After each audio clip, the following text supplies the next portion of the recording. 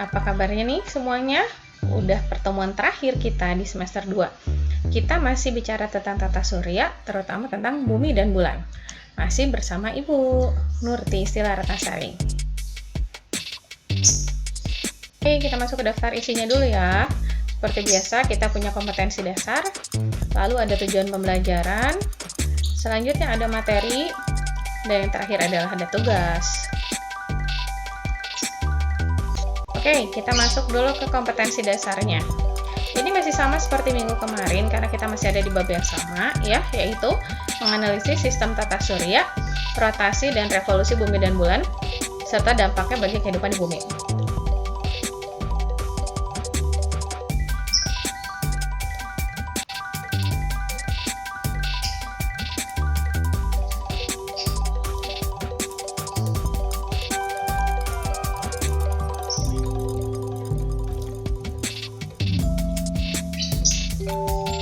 Sekarang kita ke tujuan pembelajaran. Jadi setelah pembelajaran hari ini, kamu diharapkan dapat mengkorelasikan rotasi dan revolusi bumi dengan peristiwa yang menyertainya dengan benar, lalu menganalisis peristiwa yang terjadi pada setiap fase bulan dengan tepat, dan yang terakhir adalah menyimpulkan perbedaan gerhana bulan dan gerhana matahari dengan benar. Oke, kita masuk dulu ke materi yang pertama, itu adalah mari kita mengenal bumi, planet tempat kita tinggal. Nah, mungkin belum banyak yang tahu bahwa ada beberapa fakta tentang bumi. Yang pertama itu bentuk bumi, ya. Apakah bumi datar? Ada ya kaum bumi datar, kalian bisa cari aja. Tapi ternyata menurut para ilmuwan dan bukti-bukti yang kuat itu bentuk bumi adalah bulat. Tapi bulatnya tidak sempurna ya, jadi ada hanya bagian kutub berbentuk agak datar gitu. Jadi kalau kita kan ada di garis khatulistiwa di Indonesia, jadi ini agak melebar, jadi kita itu agak cembung di daerah khatulistiwa dan agak datar di kutub gitu. Jadi bulatnya tidak sempurna. Selanjutnya kalau kita perhatikan nih di antara planet-planet yang lain, ternyata ini bumi ini satu-satunya planet yang tidak dinamai dengan nama dewa dewi Romawi kuno ya. Jadi bumi itu namanya paling beda dibanding planet-planet yang lain. Selanjutnya ukuran bumi. Jadi bumi itu memiliki keliling sekitar 40.000 km. Luar biasa ya, 40.000 km. Jadi kalau kamu jalan nih ya dengan jarak sejauh itu, kamu bisa melakukannya dengan berjalan kaki setiap 10 jam per hari selama 2 tahun non-stop. Masya Allah, luar biasa besar ya. Walaupun kalau kita perhatikan, ingat pertemuan kita sebelumnya bahwa ternyata yang kita anggap besar ini bumi, masih banyak lagi benda langit yang jauh lebih besar dari kita ya. Selanjutnya, nah pelindung bumi ini juga sudah kita pelajari di bab sebelumnya bahwa bumi itu dilindungi oleh atmosfer. Ketebalannya itu sekitar 700 km. Nah ini dari mulai hujan meteor, udah gitu serangan cahaya matahari dan macam-macamnya itu dilindungi dengan atmosfer. Jadi alhamdulillah bumi ini adalah planet yang paling cocok untuk kita tinggali. Nah selanjutnya manusia di bumi itu ternyata jumlah terbesar manusia yang pernah hidup di bumi adalah 100 hingga 115 miliar jiwa. Ini dari awal ya, dari awal bumi bisa dihidupi oleh manusia. Jadi mulai Nabi Adam. Jadi jumlah manusia yang masih hidup hari ini mah 7 miliar jiwa. Tapi ini meningkat sekitar 2 kali lipat dari tahun 1960-an. Jadi bumi ini cukup crowded ya, bisa dibilang cukup padat. Jadi kita itu harus menjaga bumi dengan bijak karena kita nggak punya tempat tinggal lagi selain bumi. Nah, bumi ini punya 2 gerakan. Yang pertama kita kenal dengan rotasi. Rotasi ini adalah perputaran bumi pada porosnya. Ya, jadi yang kita alami selama 24 jam atau di sini lebih to be exact itu adalah 23 jam 56 menit. Gitu ya. Jadi bumi berputar pada porosnya. Nanti kalau kita lihat ini bumi itu sebetulnya berotasi dari barat ke timur. Tapi kita melihatnya bahwa matahari itu terbit dari timur ke barat. Sebaliknya. Gitu ya. Jadi karena ternyata bumi itu sekali berputar pada porosnya atau rotasi itu sekitar 23 jam 56 menit, maka dalam setahun itu biasanya ada kelebihan 1 hari setiap 4 tahun yang kita sebut sebagai tahun kabisat. Jadi ciri-cirinya apa? Bulan Februarinya itu 29 hari bukan 28 hari.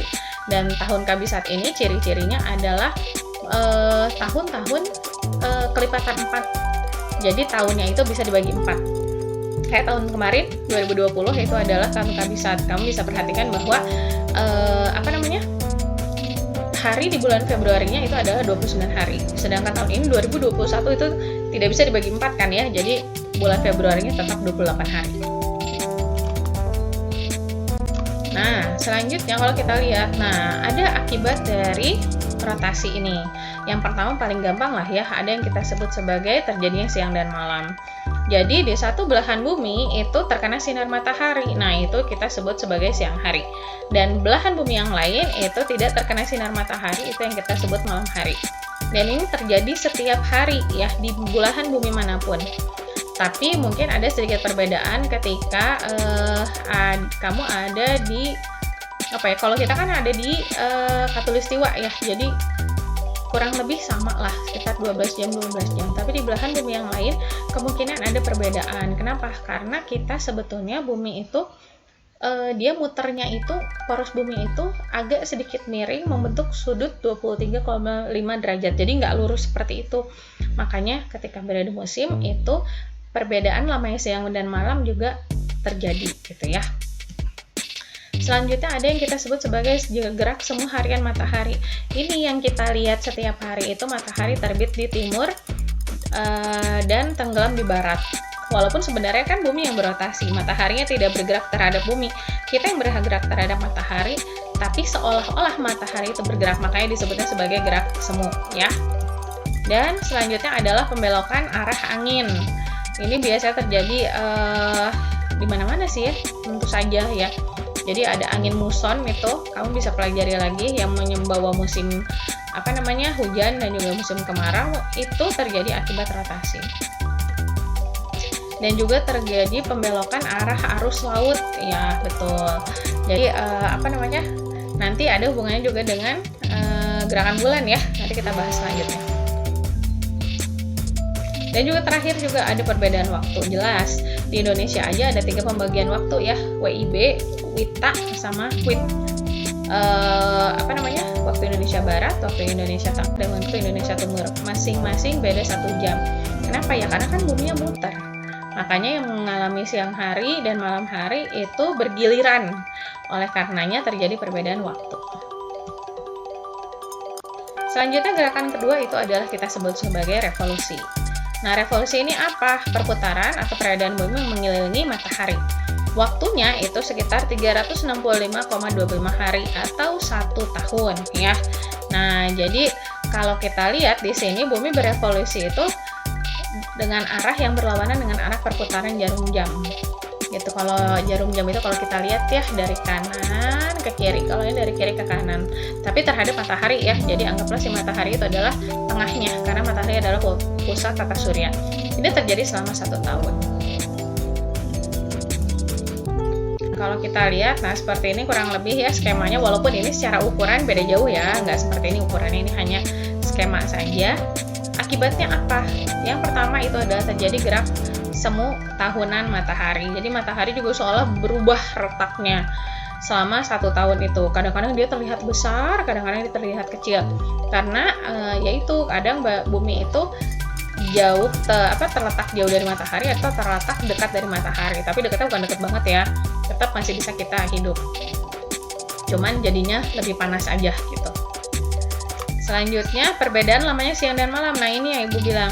Kalau kita mungkin di musim di negara Khatulistiwa, di musim kemarau atau musim hujan itu tidak terlalu terjadi perbedaan yang signifikan. Tetapi ketika ada di negara 4 musim, itu perbedaan yang lamanya siang dan malam itu sangat-sangat terasa. Kayak misalnya siang itu lebih lama ketika musim panas dan malam itu lebih lama ketika musim dingin. Tuh.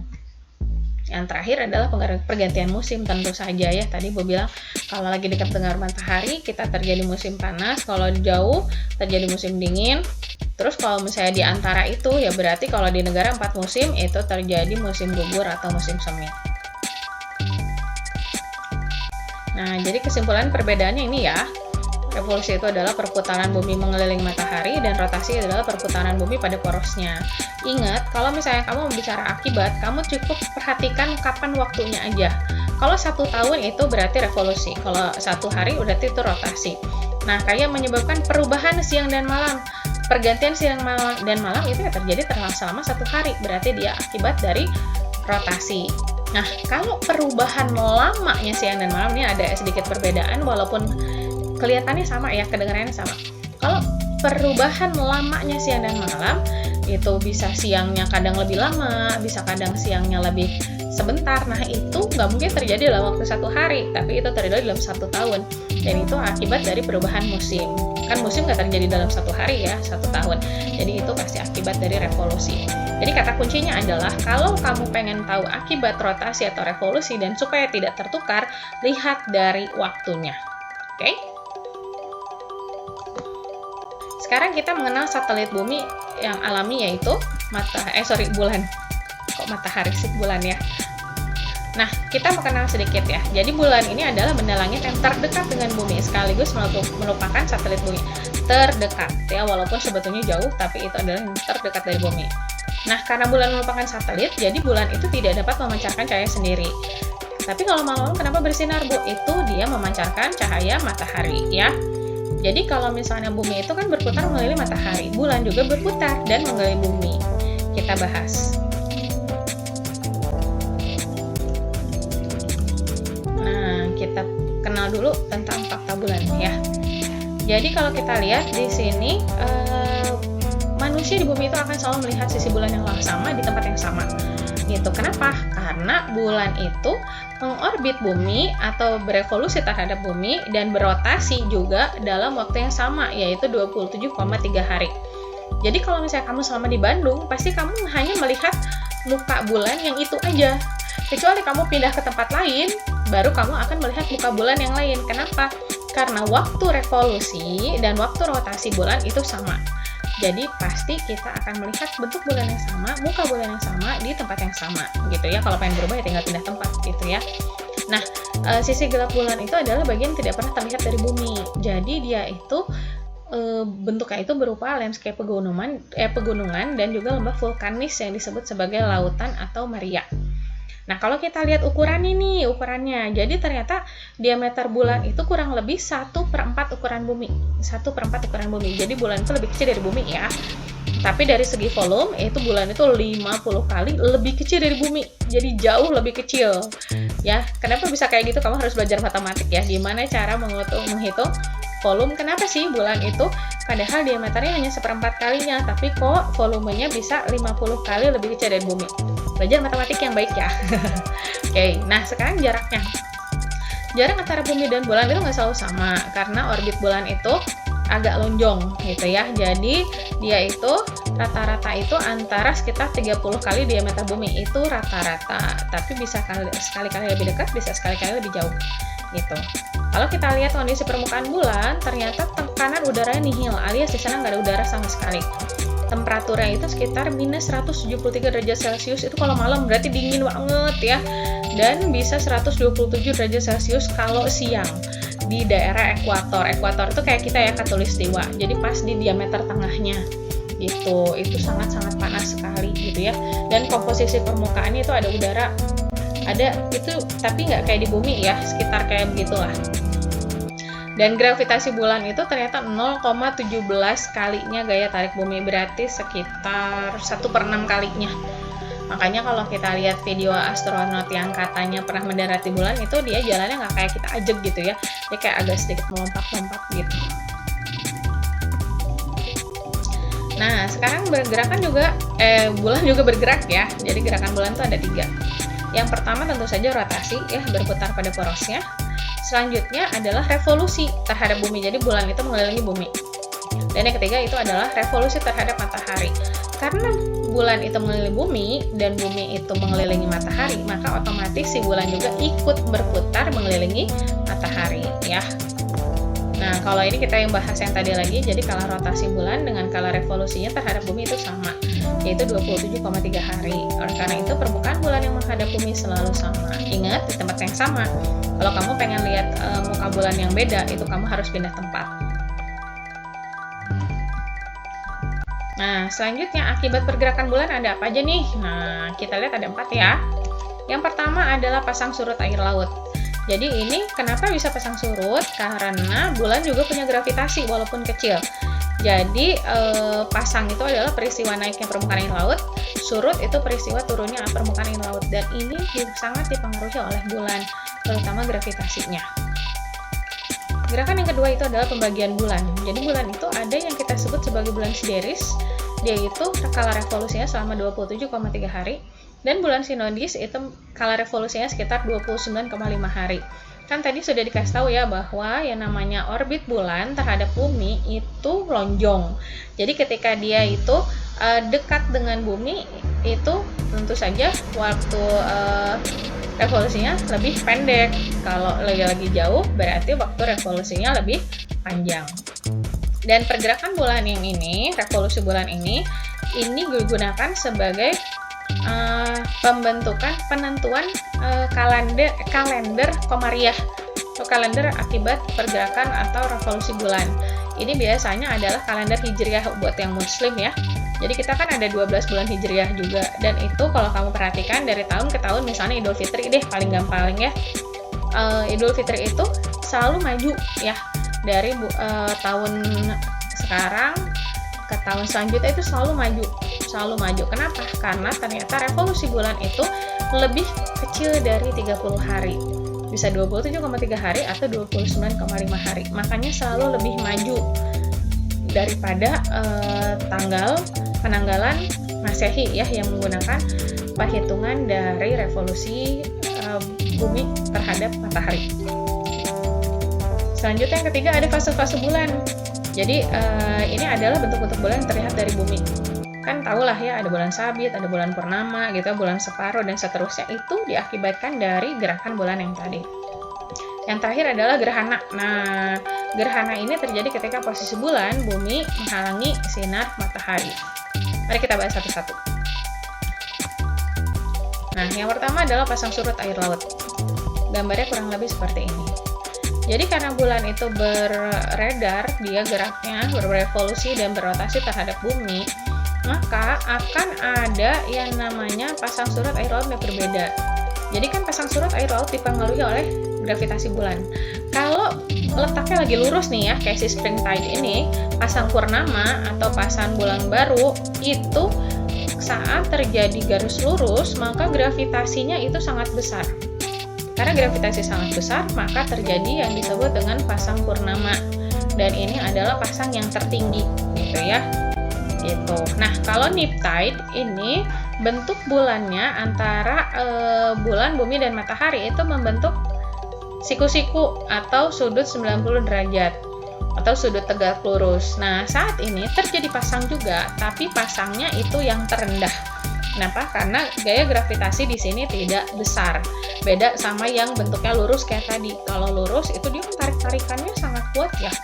Jadi sama matahari juga sangat kuat gravitasi bulan, gravitasi matahari semuanya mempengaruhi, makanya terjadi pasang yang tinggi. Sedangkan kalau bentuknya sudut tegak lurus begini, tarik-tarikannya beda. Yang satu narik ke arah matahari, yang satu narik terhadap bulan. Makanya terjadi pasang yang rendah saat pasang perbani ya. Nah, selanjutnya ada yang kita sebut sebagai pembagian bulan. Nah, ini ada yang kita sebut sebagai bulan sideris dan juga bulan sinodis. Kalau kita lihat, kenapa bisa beda?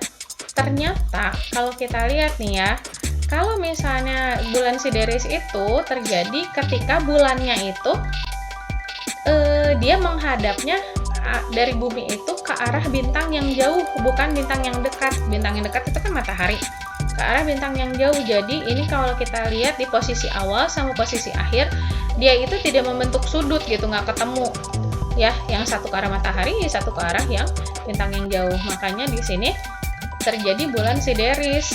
Jadi bulannya sudah memutari bumi 360 derajat, dan juga dia itu fasenya lebih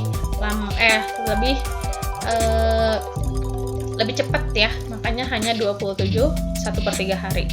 Sedangkan pada bulan sinodis ini bedanya, dia itu waktunya itu 29,5 hari. Ini dari bulan baru ke bulan baru berikutnya. Kenapa bisa beda? Nih, ini posisi bulan di awal sama posisi bulan di akhir itu sama-sama ke arah matahari. Jadi kembali ke posisi awal gitu loh, ketemu. Ya, beda kan sama yang sideris kan dia ke arah bintang jauh, jadi dia sudutnya nggak ketemu.